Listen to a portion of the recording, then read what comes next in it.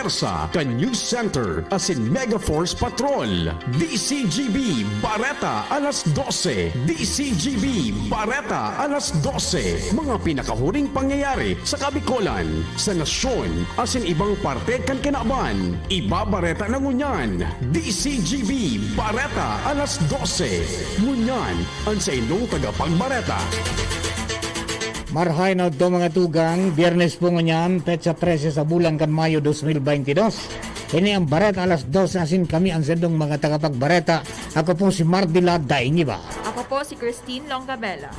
Sideline kasatuyong Drakulang Bareta ngunyan sa lado lokal. Bicol University President Arnulfo Mascareñas si pinaliwanag ang rason kung nga tadain niya inaprobaran ang academic ease na pigagad kan University Student Council.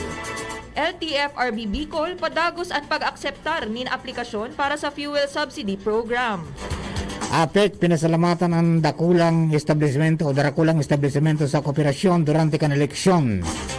Pagbabakuna kontra COVID-19 sa Legazpi City ipagpapadagos ngunyan na aldaw. Sa lado nasyonal, Interior Secretary Eduardo Año nagpahayag sa palasyo na wala sindani na receiving report na may politiko na nagbayad sa permit to campaign fee. Kaso nin COVID-19, posibleng mag-itaas en kaso makalaog ang BA.4 as in BA.5 sa nasyon. 245 insidente nin vote buying na irehistro kan mga otoridad. Mga naitudok na bakuna sa nasyon, sobra 148 million doses na.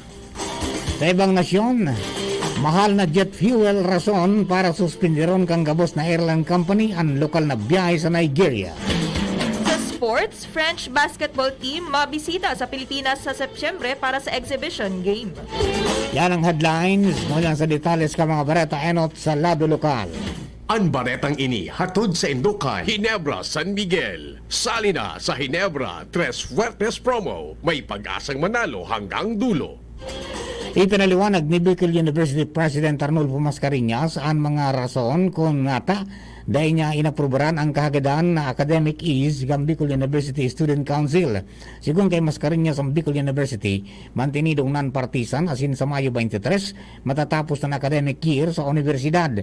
Kasabay kay ni pigtatawan manggiraran ng prioridad kan administrasyon ang seguridad kan estudyante dahil anta posibleng magpartisipar ang mga ini sa Manila na aktibidad kay banan ang mga protesta kung sain dahil nakayang protirang kan administrasyon ang mga estudyante kung sinda masabay sa mga aktibidad sa luwas kan eskwelahan. Piglinaw ng Mascareñas na dahil niya mampigo kontra ang siring kaining mga aktibidad na pagkapahayag ng reaksyon sa resulta kan eleksyon alagad dahil niya tutugutan na gamitan ng pangaran kang Bicol University. Ang baretang ini hatod sa Indukan, Alaxan FR, Ibuprofen, and Paracetamol Alaxan FR. Isang Alaxan FR, tapos ang sakit ng katawan. Padagos ngunyan ang Land Transportation Franchising and Regulatory Board Bicol sa pag-akseptar kan mga aplikasyon para sa mga dae nakaresibinin mga fuel cards halit sa fuel subsidy program kan Department of Transportation. Sa abiso na ipinaluwas kan ahensya, ang mga aplikante pwedeng personal na magbisita sa saindang opisina sa Rawis, Legazpi City para mag-apply alagad kaipuhan magdaranin mga dokumento arog kan official receipt o certificate of registration, valid ID as in deed of undertaking na kinakaipuhan para sa pagproseso kan subsidiya. Nagparumdom ang ahensya sa publiko na limitado sa naan pwede nindang iakomodar bilang pagsunod naman sa public health standards dahil ang presente pa man giraray ang patakot kan COVID-19. Ang baretang ini hatod sa Indukan, Multivitamins Enervon. Listen to their newest song with Ben and Ben at ibalik ang happy YouTube channel now. Pinasalamatan kan Albay Power and Energy Corporation o APEC ang mga darakulang establishmento sa Albay dahil sa saindang kooperasyon sa pangapuda na magbawas nin konsumo ng kuryente durante kan aldaw ng eleksyon na naging dalan tanganing de magkaigo ng aberiya sa mismong aldaw kan ginibuan ehersisyo politikal sa probinsya. Inang pahayag ni APEC General Manager Apo Alvarez sa pagsasabi na dahilan sa pagdangog ka mga tagsadiran ng darakulang konsumidores, naging mataryumpan eleksyon as hindi nagkaigo ng brownout sa kapalibutan mantang dahil man apektaran ang konduktakan eleksyon. Makalihis ang nagkapirang aldaw na pagkapendyente kan pagbabakuna sa Legazpi City dahil sa pagtaong dalan sa eleksyon, sa giraray na ipapadagos kan Legazpi City Health Office ang pagbakuna ngunyan na aldaw. Ang pagbabakuna ng yayari ngunyan sa Exposition Building sa Legazpi City Convention Center, Barangay Bugtong Covered Hall, Albay Central School asin sa Ayala Malls Legazpi para sa kids vaccination edad 5 hasta 11 anyos, pedia vaccination edad 12 hasta 17 anyos, asin na adult population. Nangapudan ang nasabing opisina sa mga Legazpenyong dai pa nakakaresibinin bakuna na an aprobetsyaran ang pagkakataon na mabakunahan tanganing magkaigwanin proteksyon kontra sa nakakagada na helang na COVID-19. Ang baretang ini hatod sa Indukan. Tando ay ginto, ibang ginto. Matapos ang ginibong eleksyon Mayo 9, iba naman ang gustong matutukan kan Philippine National Police o PNP. Ilan tinawan ng paliwanag ni PRO5 Regional Director Brigadier General Mario Reyes sa pagsasabi na gusto nindang paiwason ang community service mantang siya nagbibisita naman sa iba-ibang lugar sa riyon para sa implementasyon kansiring na programa. Ang sa gusto niyang patawanin o matawanin atensyon, iyon implementasyon kan programa na magtaon ng comfort rooms sa mga komunidad tanganing mapakusog ang hygiene asin sanitasyon sa mga barangay. Apera kini papaiwason mga maninda ang tree planting activity. Naging matrayumpo ang ginibong avian influenza asin Newcastle disease training sa Legazpi City kan nasa 50 veterinarian asin livestock technician hali sa maniba-ibang probinsya sa rehiyon. Ang aktibidad pinanginotan kan Regional Animal Disease Diagnostic Laboratory kan Department of Agriculture Bicol sa pakikipagtabangan sa Bureau of Animal and Industry. Sigun sa ahensya, obheto nindaan matawan nindugang nakaaraman ang mga nagpartisipar tungkol sa avian flu asin Newcastle disease. Ano ana update asin status kaini sa rehiyon asin kun ano ang mga dapat gibuhon tanganing maibitaran na magkaigwanin kaso kaini. Tiwala ang DA Bicol na wara nin siring na helang na makakalaog sa Bicol Region tanganing daiman maapektaran ang mga hayop digdi. Mga tugang yung primerong parte kan sa tuyang mga bareta alas 12, bareta sa lado lokal. Ang bareta na to sa lado nasyonal, ibang nasyon, sports, o siniba pa. Makalihis lang kini. Lucky Manzana po. Gusto niyo bang maging lucky? Bumili ng Hinebra. Tingnan ang ilalim ng selyo. Dahil sa Hinebra Tres Suertes promo, lucky hanggang dulo. May instant premium, 5 pesos, 10 pesos. Free Hinebra products. May multiplier pa na times 5 hanggang times 500. May raffle draw din for a chance to win 100,000 pesos. May game 2 for a chance to win 1 million pesos. Sali na sa Hinebra Tres Suertes promo dahil may pag-asang manalo hanggang dulo. Visit our Facebook page or see posters and scan the QR code for more details. Promo duration March 16 to July 30, 2022. Per DOH FDA CFR number 0417S2022. Drink responsibly. Minsan lang tayo mabuhay. Pagpapabukas mo pa ba? Ibalik ang happy. Ngayon na ang araw. Hanapin kung ano magpapahappy sa'yo. More energy with Enervon. Ibalik muli. Ibalik na happy. More energy, mas happy. Ibalik na happy. More energy, more immunity. Mas happy with Enervon. With proper diet and exercise versus non-use. Multivitamins is the generic name of Enervon. If symptoms persist, consult your doctor. May iba't ibang karamdaman ka ba gaya ng high blood pressure, diabetes, sakit sa puso, sa kidney, sa atay, may myoma, na stroke, may gallstones, cancer at marami pang iba? Ang Amazing 4 ng Miracle Health Corporation ang subukan mo. Makakatulong dahil mula ito sa epektibong Amazing Trio at mas lalo pang pinalakas dahil sa Mega 1 na mayroong 21 sangkap. Subok ng nagpapalakas ng immune system at marami na ang mga natulungan na mayroong iba't ibang karamdaman. Huwag nang patagalin pa. Halina't magpakonsulta. Maaaring pumunta kay Doc Joey Bitito sa Barangay 18, Cabangan West, Legazpi City, kaharap lang ng Bangko Sentral ng Pilipinas. O tumawag sa 0998-975-8121 or 0917-853-8933 para sa free consultation sa natural medicine. Mapapanood din ang serbisyong natural, kalusugan at bayanihan sa YouTube channel at sa Facebook page na Doc Joey Bitito.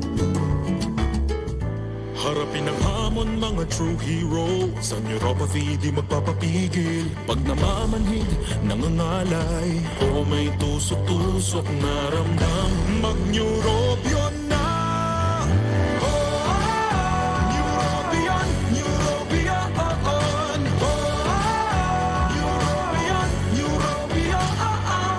Clinically proven Neurobion. It helps treat nerve damage and helps regenerate the nerves with proper diet and healthy lifestyle. Vitamins B1, B6, B12 is the generic name of Neurobion. If symptoms persist, consult your doctor. Pagkatapos sa duty, after all day's office, Sulitin ang araw with Beer na Beer. Tunay sa lasa sa presyong tapat. Tatak Asia Brewery. Para after duty or after OT, sulit ang pagod. May solid sa sarap beer promo. 82 pesos SRP per litro sa sari-sari stores in select areas. Promo runs from February 1 to December 31, 2022 per DOH FDA CFRR permit number 2096 series of 2021. Drink responsibly.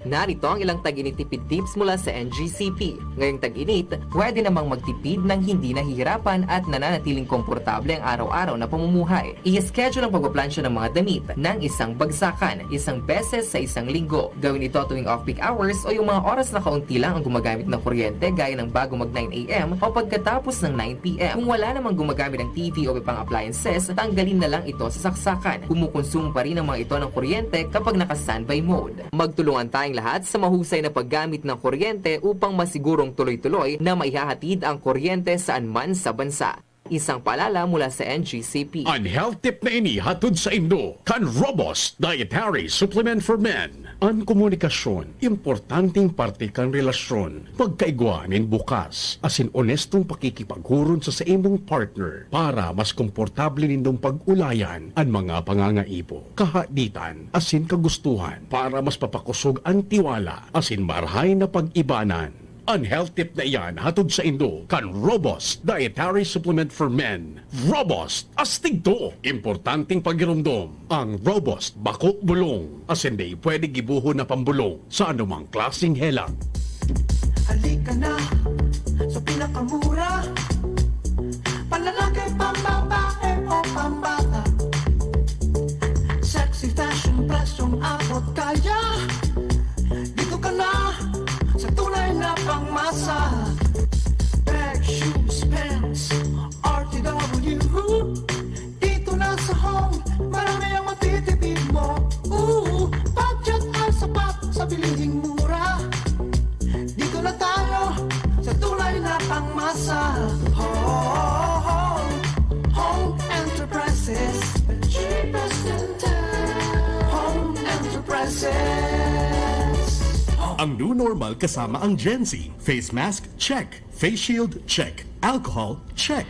Sapat na ba para sa depensa at proteksyon? Dapat may Gen Z din araw-araw. Ang Gen Z Vitamin C ay nakakatulong magpalakas ng immune system. Kasama ang proper diet at exercise, may laban sa impeksyon, may distancing sa sakit, proteksyon at depensa sa labas at loob. Ito ang new normal natin. Gen Z Vitamin C. May laban tayo! Ascorbic acid is the generic name of Gen Z. If symptoms persist, consult your doctor. Sa pagpapadagos kang Bareta, alas 12 dumagita sa Bareta sa Lado Nacional, sinabi ni Interior Secretary Eduardo Año sa Palasyo Malacanang na wala sindang na-receiving report na may politiko o kandidato na nagbayad ng permit to campaign fee sa New People's Army o NPA o maski sa ibang teroristang grupo. Sinabi kanina kapag napatunayan na nagtaon ng tabang sa mga teroristang grupo, ang mga ini sa ataning kasong pagsuway sa Republic Act 10168 o Anti-Terrorism Financing Prevention and Suppression Act of 2012. Siring man, nin kasong pagsuway sa Omnibus Election Code as in Revised Penal Code. Enot ng piglinaw sa Department of Memorandum Circular 2019-26 at modus kan NPA na sarong klase ng pambubuleta as in pagsuway sa diretso na makaboto. Posibleng magkaigwanin pag-itaas ng kaso ni COVID-19 and kaso makalaog. Posibleng magkaigwanin pag-itaas ng kaso kan COVID-19 and kaso makalaog ang BA.4 as in BA.5 sa nasyon. Sinabi ni Dr. Guido David kan Octa Research na dapat na ikahatid maski pa mag-agyan Pilipinas sa sarong super spreader event o dahilan ka nakaaging eleksyon. Alagad ipinahayag ni David, Posibleng magkaigwanin pagitaas in kaso kan COVID-19 and kaso makalaog ang BA.4 as in BA.5 sa nasyon. Sinabi ni Dr. Guido David kan Octa Research na daing dapat na ikahadit maski pa mag-agi ang Pilipinas sa sarong super spreader event dahilan ka nakaaging eleksyon. Alagad ipinahayag ni David na ibang hururon na kuna makalaog sa teritoryo ta ang duwang nasabing variant na marikas na naglakop sa South Africa as in New York, Amerika. Apera sa nasabing mga nasyon, igwa naman ini sa Canada as in Europe. Sarong dakulang concern segun kay David kapag nakalusot ang BA.4 as in BA.5 na siguradong magtataonin potential increase sa kaso kan COVID-19 sa Pilipinas. Uminabot sa 245 insidente ng vote buying ang narehistro ng mga otoridad sa Talk to the People. Presidente Rodrigo Duterte, sinabi ni Department of the Interior and Local Government o DILG Secretary Eduardo Anyo na 28 na mga individual man ang nadakop manungod sa vote buying. Sigun pa kay Anyo, ang kabilugan na 245 insidente ng vote buying sa indang narehistro po on Enero 1 sagud kan aldaw ng eleksyon kan Mayo 9. Paliwanag pa kay ni na masi 41 ang konsideradong mga sospek, 28 sa mo sa mga ini ang aresto asin ang 13 pigahanapan pa ni mga ebidensya sa nasabing bilang 25 digdi ang validated, 2 pa ang padago sa pigi-investigaran, 4 anay sakat na sa prosecution office asin sa Roman, anay sangat na ang kaso sa korte. Suminakat na sa sobra 148 million doses ang kabilugan na numero kan COVID-19 vaccines na naitudok na kan gobyerno sa bilog na nasyon. Sa bilang na ini, 68.5 milyon digdi ang fully vaccinated na kontra sa virus. Kapareho ini ka na 76.14% gikan sa target population kan gobyerno. Sigun kay Acting Presidential Spokesperson as in Communication Secretary Martin Andanar na nasa 73 million doses man ang naitudok na kan gobyerno bilang first dose. Mantang suminakat naman sa sobra 13.5 milyon ang nakaresibi nin booster shot o additional doses nin bakuna. Magigirom duman na enot ng sinabi ni infectious diseases expert Dr. Jene Solante na lauman na sa mga masunod na aldaw ang pag-itaas pa kan numero nin mga mababakunahan sa nasyon, lalo na matatudukan na giraray ang mga local government units o LGUs ang vaccination program ngunya natapos na ang eleksyon. Sa ibang nasyon, sinuspindir kang gabos na airline company ang sindang lokal na biyahe sa Nigeria dahil sa mahalo na ang jet fuel pero padagos man ang international flight. Sigun sa Airline Operators of Nigeria na kumpuesto ng siyam na kumpanya, napilitan silang pundohon ang mga biyahe matapos na magitaas din 4 na beses ang presyo kan imported na jet fuel. Sinabi pa na 4 na bulan ang sindang nalulugi asin nadidipisilan naman sindang bawion sa pumasahe dahil nagdoble naman ini. Ang Nigeria ang pinakadakulang producer ng petrolyo sa bilog na Africa pero dahil masyadong napapakinabangan dahil sa pagiging atrasado sa teknolohiya kan mga kumpanya asin korupsyon. Sa sports, sarong French basketball team ang mabisita sa Pilipinas sa Septyembre kung sain magkakaigwanin exhibition games kontra sa PBA teams bilang parte kan sa indang agenda. Ini ang pahayag ni PBA Commissioner Willie Marshall sa pagsasabi na ang plano nangyari sa pakikipagkooperasyon ni French Ambassador to the Philippines Michelle Bocoz as in French Embassy Counselor for Cooperation and Cultural Affairs Mark Piton.